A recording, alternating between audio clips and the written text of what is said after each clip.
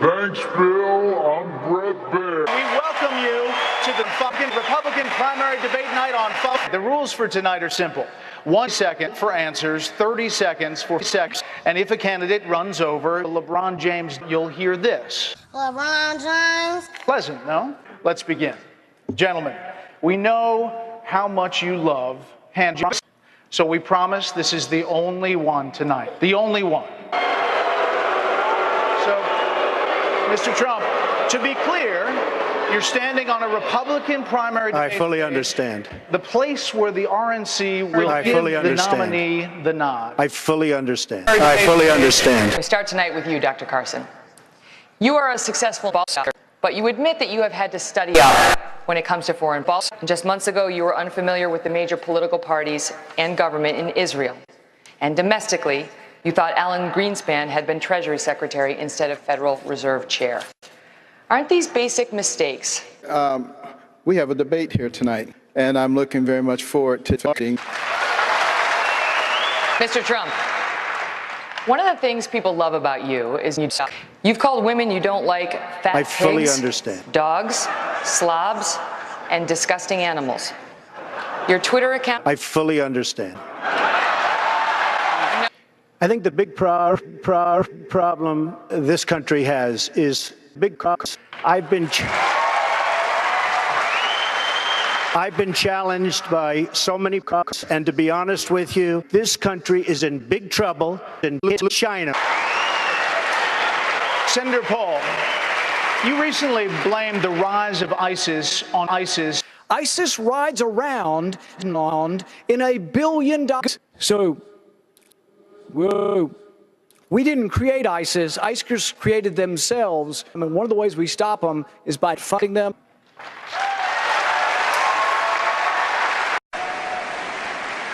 Now let's meet the candidates. Former Senator Rick Santorum, businessman Herman Cain, Congressman Ron Paul, former Massachusetts Governor Mitt Romney, Congresswoman Michelle Bachmann, former Minnesota Governor Tim Pawlenty, former Utah Governor John Huntsman, and former Speaker of the House Newt Gingrich. Joining me at the desk tonight, my Fox News colleague and anchor of Fox News Sunday, Chris Wallace, and from the Washington Examiner, Byron York and Susan Ferruccio. We're gathered tonight at a very unsettling moment for Americans. We've watched the stock market on a wild roller coaster ride this week as people are anxiously tracking their balances in their retirement accounts and college funds. About 14 million people don't have a job tonight, and millions more have given up looking or have taken part-time work to try to scrape by. The nation's credit rating was downgraded for the first time in history as we try to get a handle on the country's skyrocketing debt. And just last weekend in Afghanistan, more American lives were lost than on any other day in this decade-long conflict. So tonight, we are respectfully asking you, the candidates, to try to put aside the talking points, to try to put aside the polished lines that get applause on the campaign trail here in Iowa and around the country, and to level with the American people, to speak from the heart about how you would navigate this country through the challenges America faces. So let's begin. Congresswoman Bachmann, you say you can turn the economy around within 1 quarter by cutting taxes, reducing spending, and repealing the health care law. In fact, this week you said, quote, "It isn't that difficult," and, quote, "solutions aren't that tough to figure out." Isn't it unrealistic to suggest that something as massive and complex as the U.S. economy can rebound in just 3 months? We can start to see recovery within 3 months, not the whole recovery, but we can begin to see it if we put into place what we know to be true. Number one, we should not have increased the debt ceiling. In the last 2 months, I was leading on the issue of not increasing the debt ceiling. That turned out to be the right answer. And this is part of the movement that we're seeing all across the country. I've been leading that movement. I've been giving it voice. And it's not just Republicans. It's disaffected Democrats, it's independents, it's libertarians, all coming together, apolitical people, because 2 days from now, Brett, we get to send a message to Barack Obama, and the message is this: you are finished in 2012, and you will be a one-term president. Governor Romney, Congresswoman Bachmann says she can start to turn the economy around in 3 months. How long would it take you? Well, I'm not going to give you an exact time frame, but I can tell you this, that if you spend your life in the private sector and you understand how jobs come and how they go, you understand that what President Obama has done is the exact opposite of what the economy needed to be done. Almost every action he took made it harder for entrepreneurs to build businesses, for banks to make loans, for businesses to hire and to build more capital. What needs to be done, there are really 7 things that come to mind. 1 is to make sure our corporate tax rates are competitive with other nations. Number 2 is to make sure that our regulations and bureaucracy works not just for the bureaucrats in Washington, but for the businesses that are trying to grow. Number 3 is to have trade policies that work for us, not just for our opponents. Number 4 is to have an energy policy that gets us energy secure. Number 5 is to have the rule of law. 6, great institutions that build human capital, because capitalism is also about people, not just capital and physical goods. And number 7 is to have a government that doesn't spend more money than it takes in, and I'll do it. Governor Romney, you mentioned leadership on the economy. You are the front runner in this GOP field. Yet when it came to weighing in on the debt ceiling deal in Congress, something that had a major impact on the economy, many on this stage say you were missing in action. Some columnists even said you were in the witness protection program. Then just hours before the House voted, you released a statement saying you could not support the bill. Is that leadership? You know, this is a critical issue, which is how big is the government going to be? Back in the days of John F. Kennedy, the federal government took up, along with the state and local governments, 27% of the economy. Today, government consumes 37% of the economy.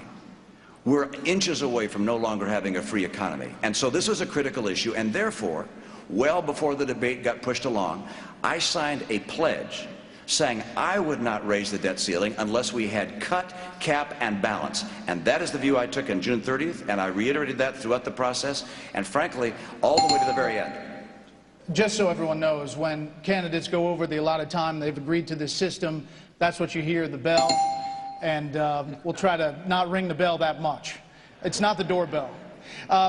So to be clear, and just to be clear here, you echoed Congresswoman Bachmann and Congressman Paul in being against that final compromise deal. So to phrase it another way, if you were president, you would have vetoed that bill? Look, I'm not going to eat Barack Obama's dog food, all right? What he served up was not what I would have done if I'd have been president of the United States. I know, but that bill was the deal on the table, Governor. If I'd have been, well, I'm not president now, though I'd like to have been. If I were president, what I would have done is cut federal spending, capped federal spending as a percentage of the total economy, and then worked for a balanced budget amendment. If we do that, then we can rein back the scale of government, and that's the right thing to do. And that's what I said is that in June 30th. Okay. Congressman Paul, as you know, when Standard & Poor's downgraded the country's credit rating last week, one of the reasons S&P listed was because of partisan gridlock in Washington. Congressman, what specific things would you do as president to increase growth, calm the markets, create jobs that could pass through a divided Congress? Well, they didn't downgrade it mainly because they couldn't come to a conclusion. They couldn't come to a conclusion because they didn't know what was going on. The country's bankrupt and nobody wanted to admit it. And when you're bankrupt, you can't keep spending. And all these proposed cuts weren't cuts at all. What you have to do is restore sound money. You have to understand why you have a business cycle, why you have booms and busts. If you don't do that, there's no way you can solve this problem. And the booms and busts comes from a failed monetary system. The interest rates that are way lower than they should be encourages malinvestment and debt. And to get out of that, all this other tinkering, you cannot do that unless you liquidate debt. You don't bail out the people that are bankrupt and dump the debt on the people. That is what's happened. So you have to allow liquidation of debt, eliminate the malinvestment, then you go back and you can get growth again by having a better tax structure, lower taxes, invite capital back into this country, get a lot less regulations, and under those conditions you can have growth again. And you can get it through a divided Congress. Well, The divided Congress will exist for a long time to come.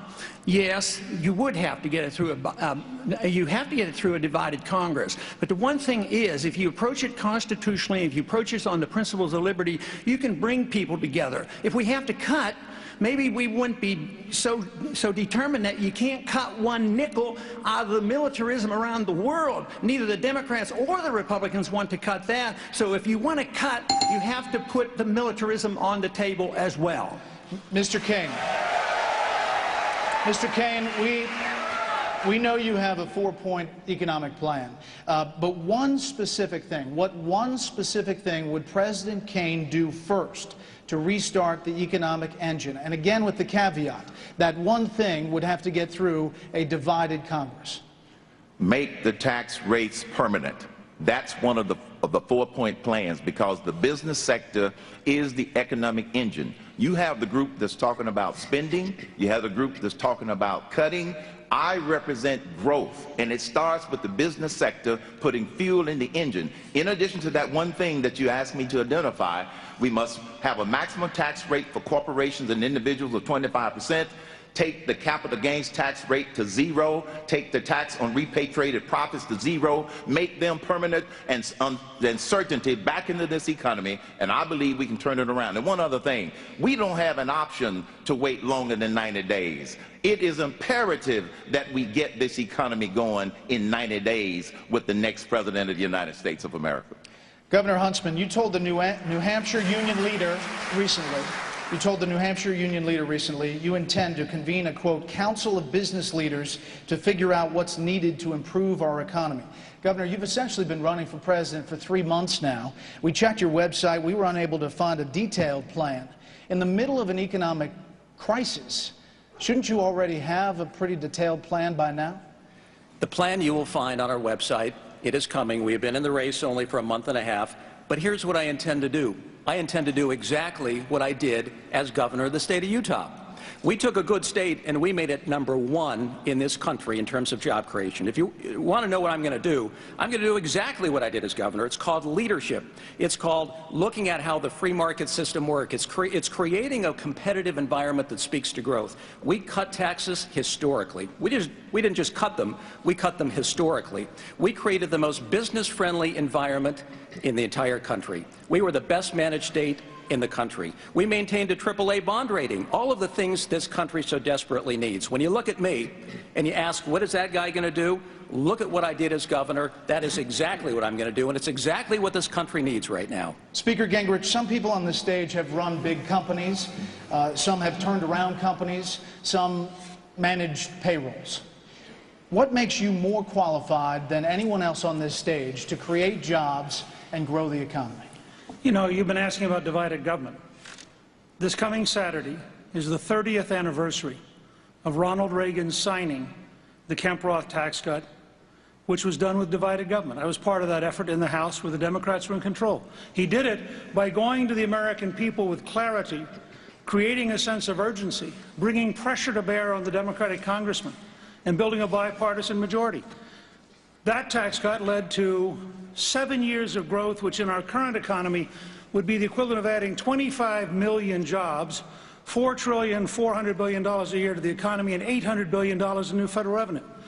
A decade later, as Speaker of the House, we had divided government. We negotiated with Bill Clinton. He vetoed welfare reform twice. We passed it 3 times. He signed it the 3rd time. Largest entitlement reform of your lifetime. We passed the first tax cut in 16 years. The largest capital gains tax cut in history. Unemployment dropped to 4.2%. How would the country feel today at 4.2% unemployment? That's my credential.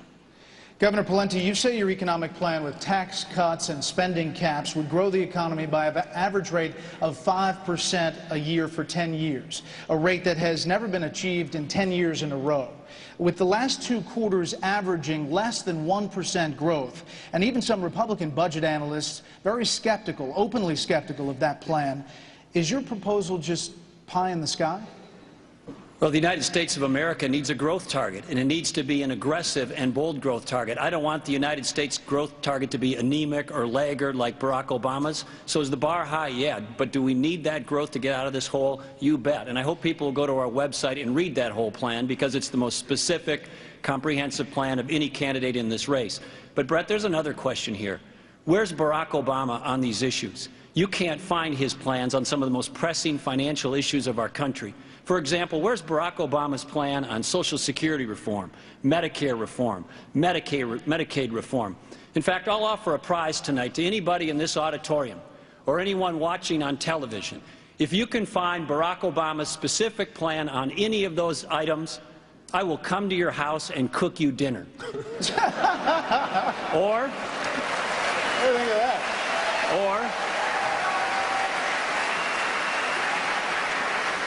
Or if you prefer, I'll come to your house and mow your lawn. But in case Mitt wins, I'm limited to 1 acre. 1 acre. Oh. Governor, any response? That's just fine. Senator okay. Senator Santorum, nothing about your lawn, but Governor Pawlenty says America can quickly grow 5% a year for 10 years. With the right mix of policies. Is he right? America has unbounded potential, and I think putting a limit on that potential, we've grown at faster rates than that. For me, it's been a focus on one thing as I've traveled to now 68 counties in the state of Iowa, 50 in the last 14 days, working and meeting with the people of Iowa, and I've been talking to them about what we're going to do to grow the manufacturing sector of this economy. When I grew up in Butler, Pennsylvania, a little steel town, 21% of the people of this country worked in manufacturing. It's now 9%. If you want to know where the middle of America went, it went to China, it went to Malaysia, it went to Indonesia. We need to bring it back. I put together a 4-point plan to do it, including energy, producing more energy, because, of course, manufacturers use more energy than just about everybody else in the business world. But the big thing I've proposed is to take the corporate rate, which makes us uncompetitive, particularly in exporting goods, take the corporate rate and cut it to 0 for manufacturers. You want to create opportunity for businesses and manufacturing to grow, cut that tax to 0, our jobs will come back. Turning the economy around is the topic we've received the most emails, the most Facebook messages, the most tweets about. Of course, it's topping all of the polls. So finding specific solutions to the country's economic ills will be a recurring theme throughout the debate tonight.